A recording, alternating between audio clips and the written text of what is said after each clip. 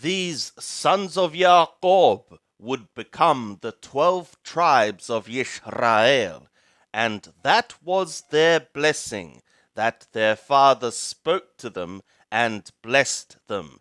Every one according to his blessing he blessed them.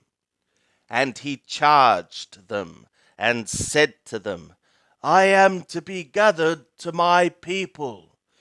Bury me with my fathers in the cave that is in the field of Ephron the Hittite, in the cave that is in the field of the Machpelah, which is before Mamre, in the land of Canaan, which Abraham bought with the field from Ephron the Hittite for a possession of a burying place. There they buried Abraham and Sarah his woman. There they buried Yitzhak and Rebekah his woman. And there I buried Leah. The field and the cave that is therein, which was purchased from the children of Chet. And when Jacob made an end of charging his sons, he gathered up his feet into the bed and expired, and was gathered to his people. Bereshith, Genesis chapter 50. And Yosef fell upon his father's face, and wept upon him, and kissed him. And Yosef commanded his servants the physicians to embalm his father, and the physicians embalmed Israel. And 40 days were fulfilled for him, for so are fulfilled the days of embalming. And Mitzrayim, they wept for him 70 days. And when the days of weeping for him were past, Yosef spoke to the house of Paro, saying, If now I have found favor in your eyes, speak, I pray you, in the ears of Paro, saying, My father made me swear, saying, Lo, I die in my grave, which I have digged for me in the land of Canaan. There shalt thou bury me. Now therefore let me go up, I pray thee, and bury my father, and I will come again. And Paro said, Go up and bury thy father, according as he made thee swear. And Yosef went up to bury his father, and with him went up all the servants of Paro, the elders of his house, and all the elders of the land of Mitzrayim, and all the house of Yosef, and his brothers, and his father's house, only their little ones, and their flocks, and their herds, they left in the land of Goshen. And there went up with him both chariots and horsemen, and it was a very great company.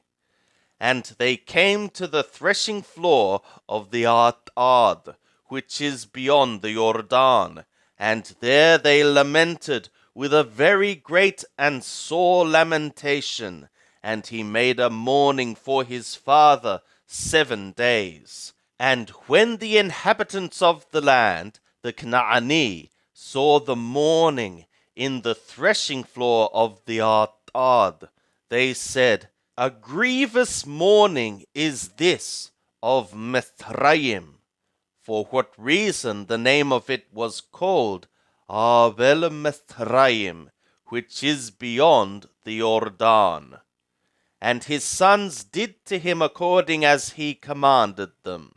For his sons carried him into the land of Canaan, and buried him in the cave of the field of the Machpelah, which Abraham bought with the field for a possession of a burying place of Ephron the Hittite, before Mamre. And Yosef returned into Mitzrayim, he and his brothers, and all that went up with him to bury his father, after he had buried his father. And when Yosef's brothers saw that their father was dead, they said, "It may be that Yosef will hate us, and will fully requite us all the evil which we did to him."